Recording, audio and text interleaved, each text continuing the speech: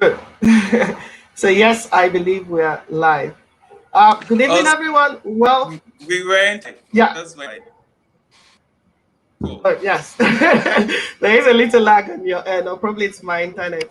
So yeah, good evening, everyone out there. Thanks for coming in and joining us. Yep, this is Africa Communicate. We're here again, and we've got some really awesome speakers and people to talk to you today. Today we're going to be looking at push notifications, which is something really interesting. We'll be looking at how you could optimize push notifications to actually engage more users in your app, whether you're an app developer, a game developer. Well, technically, a game developer is still an app developer. So, yeah. So, as long as you build mobile apps, this session is for you. And we look forward to it being something very useful for you. Today, we have three people that will be speaking with you. We have Ben from Openback. We have Andrew, the CPO, the Chief Product Officer for KPI Lens, and Wose Lutana, the Product Manager for InvestSeeker. As a co-founder of InvestSeeker and lots of startups. So these people are going to break down the issue of push notifications to you, and we're going to be talking more on Openback. So yeah, moving on. Let's have some introductions, please.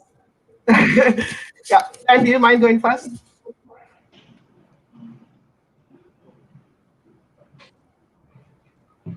Yes, Ben, do you mind going first? Can you hear me? Me first, excuse me. Hello everyone. My name is Ben. I'm from Openback. I'm on the business development and applied research side of Openback. And what Openback does is, like Oscar was saying, it provides push notification and mobile engagement solutions to mobile app developers and game developers. And again, if you have an app and you are looking to more meaningfully engage with your users, drive certain key engagement KPIs like user retention, conversion, so on and so forth, but all of which will make you more money. Because at the end of the day, it's a combination of two different things that we focus on: more meaningful engagement and retention, and then being able to drive revenues as well. So I'm looking forward to chatting more about that as we go on over the next half an hour or so. Nice. Thank you so much for that. So yeah, Lotana, please, can you introduce yourself? Hi everyone. My name is Lutana, and I am currently co-founder at Investica. This application is basically Robinhood for Africa, an app where you could easily invest in US stocks from Africa easily with your mobile money, right? And I'm really happy to be here. I am excited to talk about just this space and the products open back, and just notifications and how we could engage more with customers or like people using our products. So happy to be here. Thank you. Thank you so much for joining us, Lotana. And we also have Andrew on the call, co-founder, chief product officer for KPI Lens. I think he's having some network issues. So what we're going to do is we're going to proceed. We do hope he joins us as soon as possible. So yes, so what I'm going to do, guys, is this is about push notifications, and I'm going to leave these guys to really trash it out, tell you more about it. Yes, Andrew is back. So I'm going to leave them to talk more about it, and then I will jump in and out within the session. Andrew, to kickstart it, can you give us an introduction of yourself, please? I think he's having some... My name is Andrew.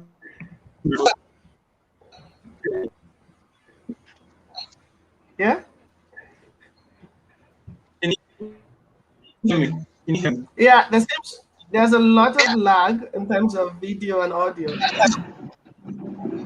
Maybe try turning off your camera. Yes. Okay.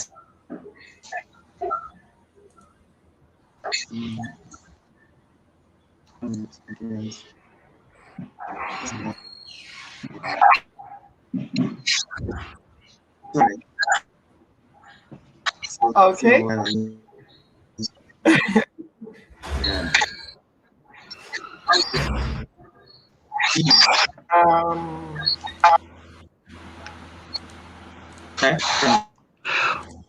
why don't me and Latana crack on with the dialogue, and then when Andrew reconnects, we can pick it up there. But me and Latana can just crack on and give the viewers something to. So over to both of you. Please go ahead. Yeah. So hi Ben. So Openback is a platform that optimizes push notifications and basically for app developers and sorry, give me a second. I'm trying to arrange my screen. Okay. So basically, Openback is a platform that optimizes push notifications for app devs, and like wow. But then it's a little bit difficult for me to like truly grasp. So can you like explain more? Can you like give me like that full top-down explanation of what Openback does? Yeah, no, look, I'd be happy to. So, So to give you a bit of background on push notifications themselves, like I presume, like obviously you know what a push notification is, and so on and so forth. And what push notifications? Most mobile apps today are opened via a push notification. Okay, push notifications. I mean, they're responsible for. I mean, you'll see, 57% increases in user engagement industry wide, rising to like 88% in mobile gaming. They're a great way to drive revenue. People who use push notifications tend to see 50% increases in LTV. But at the same time, there's a lot of issues with push notifications. They're a very controversial subject here in Europe and in the USA, which is our main market. And the problem with that is there's a very poor user experience with push notifications. There's a 1.5% industry-wide click-through rate, which is absolutely appalling, and there's an over 50% opt-out rate. And what Openback tries to do is it keeps the good of push notifications, which is all about driving click-throughs, driving retention, driving LTV, and solving the user experience issues. And the way we do that is there's a couple of different areas. So one of the main things is sending personalized push notifications. So it's super personal. It's very careful about who gets it, and then also making sure that that push notification gets delivered to them at the correct moment, so an optimal moment for them. And unfortunately, with other push notification providers, there's major reliability issues. One of the reasons why click-through rates are so low is because most messages just don't get delivered. And no one talks about this, but they just don't get delivered. And the longer someone goes without opening your app, the less likely it is for that notification to actually arrive at the user's device. If it does arrive, it can often arrive at all the wrong times. It could arrive at 3 o'clock in the morning, or when you're driving the kids to school, or just these really bad times. So we solve those issues, okay? And the things that we focus on, I mean, the reliability issues are so bad that we worked with a client, and just because all the messages got delivered, they doubled their click-through rate straight out the gate. But we also really focus on the moment of delivery. So because we sort of pioneered this use of mobile edge computing where everything is done device side rather than the traditional way, we can make sure that user only gets the notification when their phone is unlocked. You're doubling your click-through rate immediately there. We can control only deliver this notification depending on the other apps that they have installed on their device, for example. So say, for example, if you have a new app coming out, and you want to promote that, okay, only send this notification. You can use it to cross-promote, cross-app installs. If a user has a competitor app installed, maybe you can be quite smart and you can send only those users who have your app and your competitor's app installed, like a promo or a discount or a voucher, or if you have in-app purchases in your games, here's free credits or so on and so forth. But the other aspect of it, so we have about 30 different ways of really optimizing when that user receives the notification, and we would routinely see 2 to 4 times increases in click-through rates, which all leads to much higher retention, much higher in-app purchases, much higher LTV, and much higher revenues for everyone involved. The other side of our business, though, is with push notifications, unfortunately, there's often very little metrics and there's very little analytics. So most providers out there will only tell you what was sent and what was clicked, but they're not really telling you anything else. So what we do is we'll tell you exactly what was delivered. We'll tell you what share of the active user cohort came from push notifications, how many of your users came directly because of a push notification, goals, all this sort of stuff that really hones in on how effective this is. And at the end of the day, it's all about showing you, the app developer, a return on push. How much is this service costing you? But how much money is it making you? And unfortunately, there's no one else in our industry who is doing stuff like that.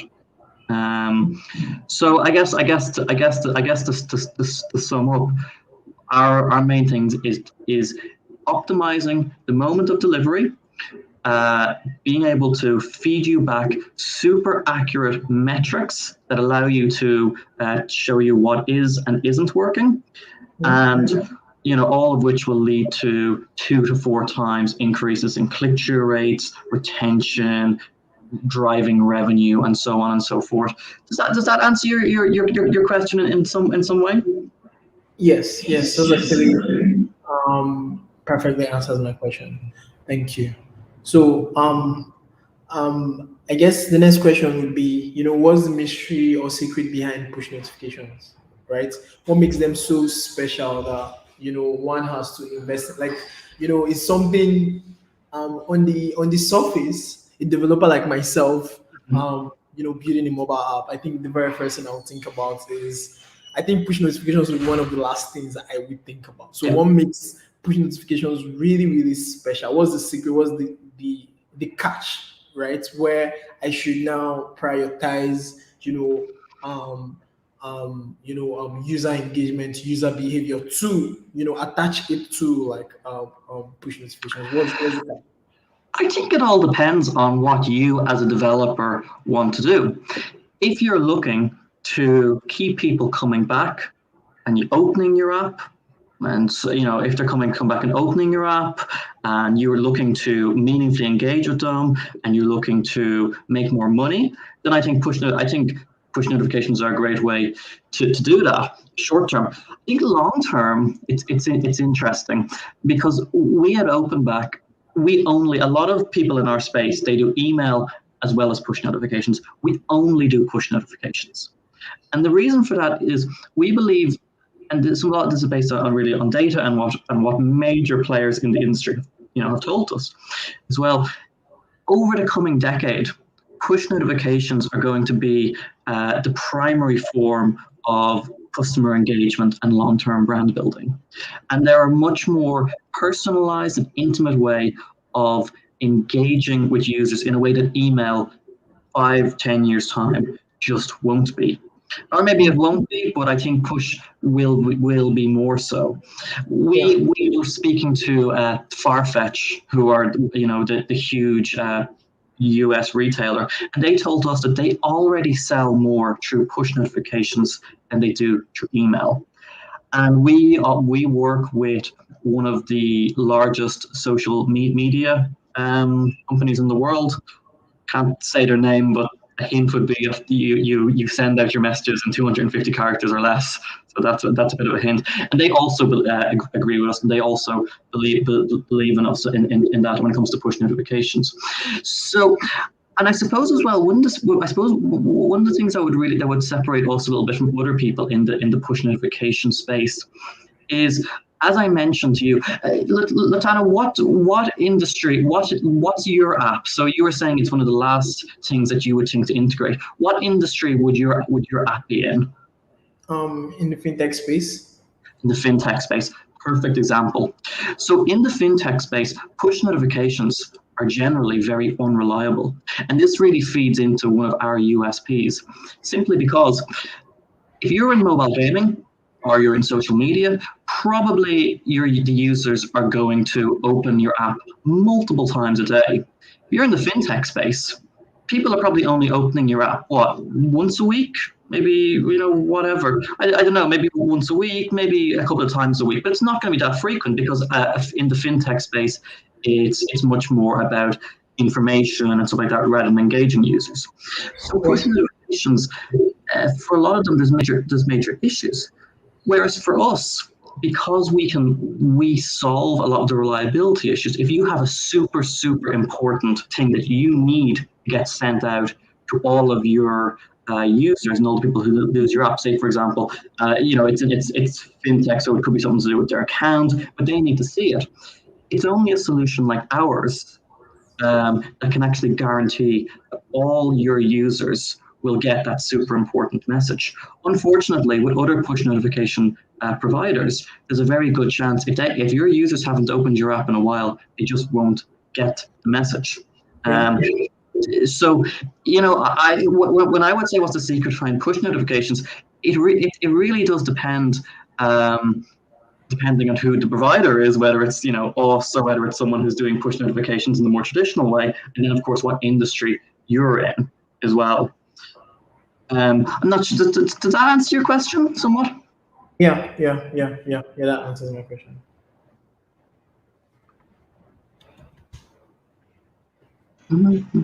Okay, cool. So can you guys hear me? Just Yes. to confirm. Yeah, we can hear Hear you perfectly, Andrew. Awesome. So I guess I'm doing catch up. Awesome. So I'm doing catch up here, but I think platform looks great. So a few of the thoughts in my head is like, in terms of integration, okay, I'm sure there are competitors there for Openback, and I'm like, what's the learning curve like in terms of integrating Openback into, my mobile app versus any other SDK that I have available there? Okay. Yeah, no, it's a great question, and it's very important. So the way our integration for us works is, so we have a dashboard, we have a third-party dashboard, and you add, to integrate our SDK, it's 4 lines of code. Okay, that's a super simple in integration. Where the learning curve comes into it is, we find with push notifications,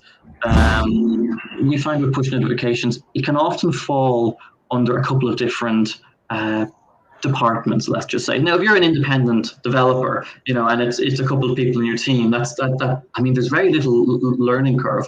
But if you're maybe a bigger company, it's a combination of marketing and product and engineering.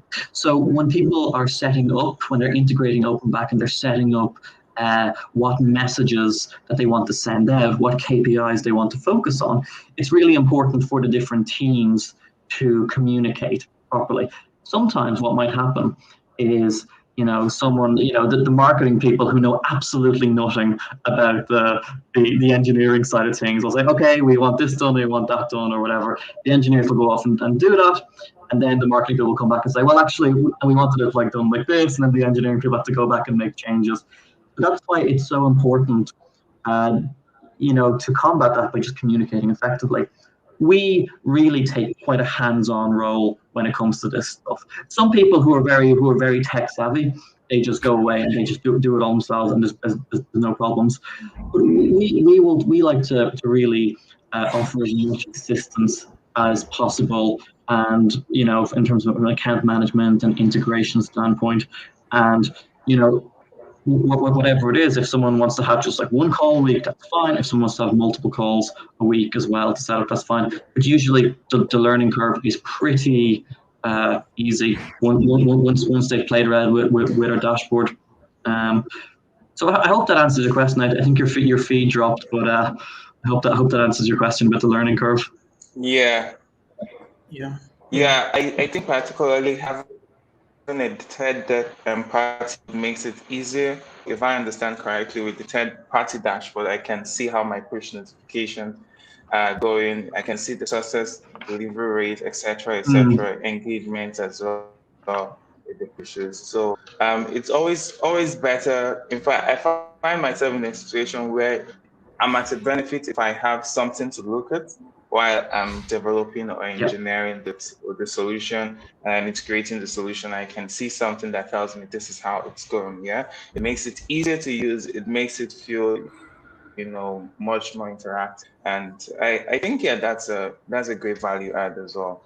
Plus, when you told me 4 lines of code, Yeah. Yeah, yeah. I think that was. I think that was a good plus. So I guess my own question, my own next question would be, who's your ideal customer, right? Is everyone building apps your customer? Who are you really focused on? How long has Openback been operational, and who do you find to be the most I would say community or sect of people who are receptive to using your product? No, it's a great question. So I suppose the boring answer is that if you're an app developer and you're looking to drastically increase your retention and you're looking to drastically increase your engagement, hey, you're the ideal customer. The more specific answer is, because look, I'll happily talk to everyone. Obviously, we love to hear from app developers in every different field. But to give you a more realistic answer, we find that mobile gaming is where most of our clients would come from, and it's quite simple because we don't do email. We only do like push notifications and on device, stuff like that. That's all mobile mobile game developers are interested in too, because most of them don't do email either. We also, but look, we're active in healthcare, for example, because in healthcare, for example, reliability is really important. So healthcare, fintech, something where any sort of app where they're not opening it a lot, we do have quite a few customers in those sectors where they're really looking at our reliability. The other area where we'd have some customers would be for our privacy gains. So as I mentioned, everything for us is on device, which makes us compliant with all the various different data laws in the world, which means if someone has, especially this is very true in America with COPPA, for example, if you have like a very low, like an underage user base, like a lot of children are playing the apps, then there's a lot of privacy gains there, because we don't need things like consent flows turned on, and we can bypass certain things and remain compliant. So you can still send notifications, but in like an ethical, data compliant way.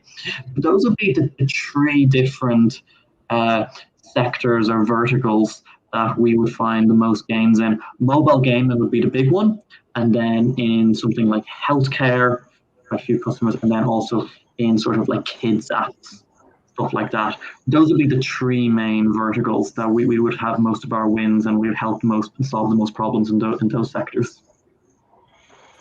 Cool. That's really good to hear. Cool.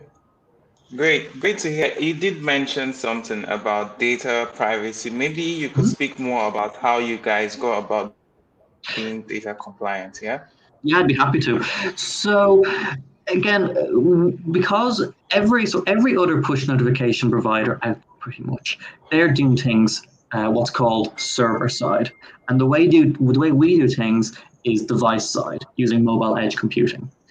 Which is really a technique that we pretty much have pioneered, and that's why we're able to control the moment of delivery, solve reliability issues, and give back all these metrics. But the other thing as well is the data privacy side of things.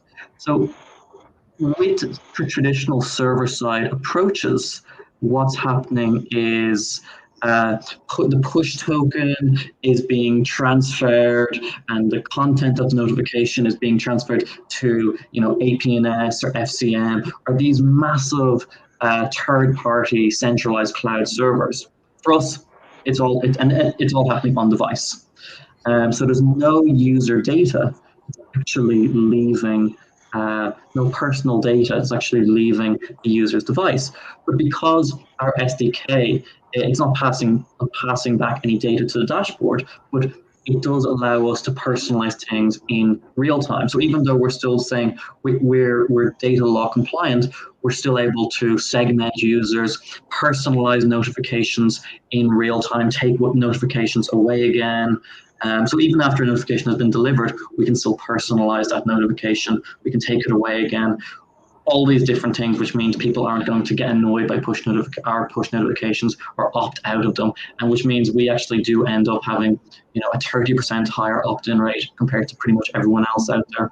But yes, the data privacy side of things would be one of the things we're most proud of, be one of our biggest USPs, and probably our biggest customers would have come to us because of our data privacy gains. Cool. Sounds good to me. Awesome. Yeah. So I guess we've been hearing like the goodness of Openback. I think the next question for me would be like, how much does it cost? What's the pricing like for Openback? Is there like a free sandbox for like people to test out? Like, what's the pricing cost for that? Yeah, no, it's a great question. And so the way we price is we price based on monthly active users. Okay, so we pay-as-you-go version where we're charging like 1 cent, which is the minimum we can charge, which is like literally you have 0 and then you have 1 cent per user. So let's say if you have, and we offer the first 1,000 monthly active users for free as well. So if you have 900 monthly active users, that's free, until you go over 1,000 MAU. And we do offer €200 free credit. So let's say if you have 1,003 monthly active users, those €200 free credits are probably going to last you for quite a long time. So that's also going to be free as well. We find this is really the best pricing model because it basically means the more users, the more monthly active users, and the more success you have with our platform, the more you're going to be able to pay us. But likewise, if you have a low user base, we're not saying, okay, give us your money, blah blah blah. So it's fair for everyone involved, because if you have a couple of million of monthly active users, you're going to have quite a bit of revenue to pay for a service like ours. But if you only have a couple of monthly active users, okay, if you're under 1,000, that's free. Okay, and the first 1,000 are always going to be free. So anyone listening today who has quite a low user base, more than likely they probably get our service for free, which is fine. We're perfectly okay with that, because we want as many people using this service as possible, because we really do believe in not just the engagement gains and the KPI gains, but just this as I suppose the future, as a really cool piece of technology that connects people together. I hope that answers your question. One thing as well, I think I briefly talked about the metrics, but because money, look, whether you're the biggest company in the world or you're a startup, money is always going to be a big question, because whether, if it's a multi-million thing, you still have a budget, still have departments or whatever. But we're very invested in the idea of being able to show developers a return on push in our metrics. How much how much is this costing you? How much money are you making from it? How much of your users are coming because of our service? How much have we increased your retention? We have 8 or 9 different pages of metrics and analytics that really allow developers to demonstrate how successful our solution is, which unfortunately, again, other people in the space aren't doing, which I guess is good for us, but I'd like to see everyone doing it. Yeah, I like the term return on push, and I would like to know how you guys coined that. Like, how did that come? And this is a weird question, but how did that term come about? Return on push. Wait, say that again. I said I really love the term return on push. Yeah. You use it a lot, and I wanted to know, how do you guys come up with that? What stand-up meeting, what strategy meeting did that come from? Yeah, that's a really great question. So obviously return on investment is a term that gets used a lot. And on our website, we have what's called an ROI calculator, or return on investment calculator, which allows you to go up to our website before you even sign up or do anything like that, even for a trial. It just allows you to plug in your numbers, and our calculator will show you, okay, this is how much money our solution could potentially make you.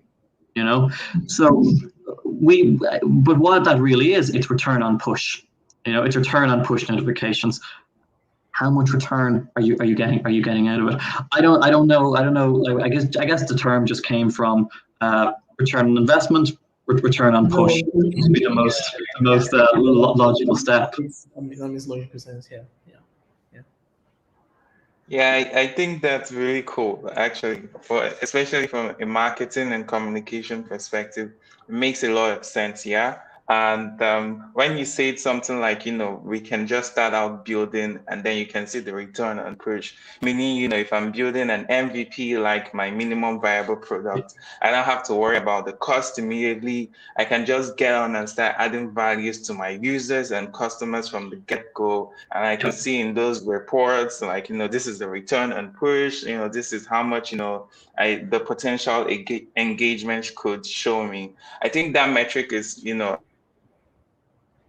like we cannot, value that information, especially that would be very, very vital in taking strategies, making decisions that can enable your app and get bigger and reach more individuals. So yeah, sounds good to me. Yeah. What metrics? I'm quite interested in from you, Latana. What would be the metrics that you would look at most with your app? Because obviously you're saying you have a fintech app. So what would be the ones that you care about most?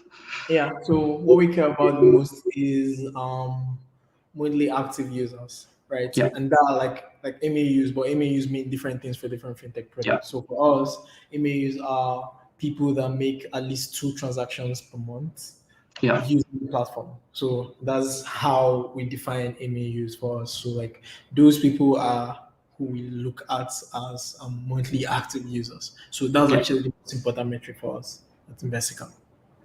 Yeah. So again, and I think push notifications. What we do is, again, conversions and stuff like that. Because the reason I'm asking you that is because I know, because with mobile gaming or something like that, I think it's fairly obvious where push notifications have potential. But what I'm interested in is also with your app, which is in the fintech space, really like showing where the potential with push notifications in a sort of non-traditional app, where push notifications wouldn't seem so important or whatever. But again, it's great to really, I guess, show you and demonstrate where the potential is to use push notifications, even with something like your app, your fintech app, and driving conversions. One of the things we do is we allow people to set up goals on our dashboard, which basically, if your goal is 2 or 3 conversions or whatever on your app, you can set that up on our dashboard, and then you can make that goal using push notifications, and we'll break down exactly where it is. So that's really interesting, and we should possibly chat more about that afterwards. Yeah, definitely. Okay, that's actually a nice discussion. Just before we move to the end, I would love to get you to elaborate on when you said the advantages of push notifications to gaming, because lots of made in African games don't really have that many push notifications. So can you just highlight on that statement as well? Yeah, no, for sure. So the most obvious ones when it comes to push notifications in gaming is sending retention, boosting retention, driving huge increases in retention, sending players notifications that get them to open your gaming app and just come back and keep playing, whether it's a reminder, whether it's, hey, here's 16 coins, or if it's a more social aspect, it could be Andrew has beaten your high score, or Latana wants to play, or whatever it is. So retention would be the main thing, but it's also LTV, the lifetime value of users. and push notifications usually routinely you'll see 50% increases in LTV due to push notifications in gaming. And also as well in terms of in-app purchases. So push notifications are a really great way of driving in-app purchases and encouraging people to go on and sign up, whether it's for a VIP account or whether it's just a basic in-app purchase like a different costume or what have you. But those I think would be and of course as well, the higher, the more screen time and the longer you're playing, the higher ad rates you can charge as well. So we don't actually get involved in the ad side of things, but if you have a higher click-through rate, if you have, a much longer play time and so on and so forth, due to push notifications, you can then go on and charge higher ad rates. So that would be like a sort of secondary gain of push notifications. I hope that answers your question. Yes, that does answer my question. That's very, very perfect. Thank you very much for that. So I must ask, Andrew, do you have more questions? Lutana, do you have any question? Actually, no more questions from my side. I don't really have Okay. no more questions. I think it's just like a thought that crossed through my head as to how also existing web platforms could leverage push notifications for things like engagement. So let me take, for example, at our company KPL, and just think of it as goals tracking. And if you had OKRs for business, just imagine OKRs, but they are logical frameworks or theory of change for the development space. And so even though activity happens heavily on the desktop or the web applications, I find out that there's an opportunity to leverage notifications for engagement and LTV in terms of feedback loops, like a goal you set is being met, an activity that is in place has happened, and especially with every project, there'll be a lot of activities like, is this happening? Is this happening? Is this happening? There's an opportunity to just create engagement in your device and say something is happening, a goal is being met, a goal is being made. So I even see an opportunity where existing, traditional desktop apps could leverage a strategy that combines push notifications with their mobile app and also grow their LTV, grow their user engagement immensely. I think that's a really great point, and it's funny you bring that up because we're actually working at the moment with an Indian healthcare company, and their app, the apps that they have, it's a completely internal app, but they're using our push notification solution to interact with their sales reps that are on the ground. So it's almost like an extension of a project management tool. Which we don't have any other. We only have, they're probably one of the few clients who are using in this way, but they're using it for internal communications to interact with their sales reps who are on the ground, who are out communicating with various different doctors and various different hospitals and so on and so forth. So I think it's really interesting, Andrew, that you bring that point up, because again, there's so much you can do with push notifications beyond what everyone else is doing with it, basically. Yeah. Okay. Andrew, you're muted. I didn't speak. Oh, yeah, I said cool. I'm fine here. Awesome. Okay, then that's actually interesting. Thanks so much for taking us on this journey, Ben, on how we could actually optimize user engagement using push notifications. I think what we'll do is we'll have a follow-up discussions. You've highlighted some of the industries that this service works heavily for very well. The gaming industry, you spoke of healthcare, fintech. Did I miss anyone? Did you say one more? Mobile, gaming, healthcare, fintech. Those are probably the main ones. Kids apps as well. Okay, kids apps. Yeah, that's interesting. So this is a cool opportunity for developers to actually take this route in actually engaging their users more. And what we'll do is we'll have a follow-up discussion to see if we could have an hands-on session to basically try out many routes and see what we can do. So thanks so much for coming. Yes, thanks, Andrew, as well. Thanks, Lutana. Just a quick recap. Ben is a representative of Openback, a platform that helps developers, app developers, optimize their push notifications. Lotana is the co-founder of Invest Seeker, a fintech platform, basically an investment platform that allows Ghanaians to invest in their local currency. And Andrew is the chief product officer for KPI Lens. Now that's an M&E software, I believe, right? Andrew, back me up here. Yeah. Nah, yeah. Basically, M&E on the cloud. Yes, M&E on the cloud. And thanks you all for coming around and making this session a success. So please, if you have questions, I know just a few people are live right now, watching us live right now. So there would be questions. If we get questions, we'll push them forward. We would also share this content to our community to get feedbacks from them and see how far we can take this.